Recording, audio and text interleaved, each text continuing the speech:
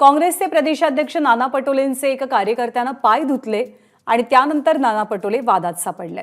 अकोल्यामधल्या वाडी गावात हा सगळा प्रसंग घडला आणि पाय धुणारा कार्यकर्ता विजय गुरव असल्याची माहिती मिळते। या प्रकरणी विजय गुरव यांनी काय प्रतिक्रिया दिली ती सुद्धा पाहूया।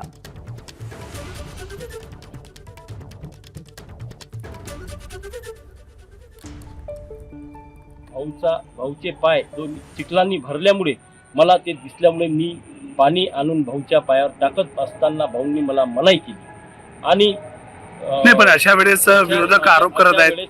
विरोधक आरोप करत आहेत। त्या विरोधकांना, त्या तिन्ही आमदारांना माझा हा प्रश्न आहे की राम कदम, अमोल मिटकरी आणि संजय शिरसाट यांना माझा हा प्रश्न आहे की त्या नानाभाऊ पटोले हे माझे दैवत आहे। मी एक नाही 10 वेळ त्याच्या पायावर पाणी टाकेन।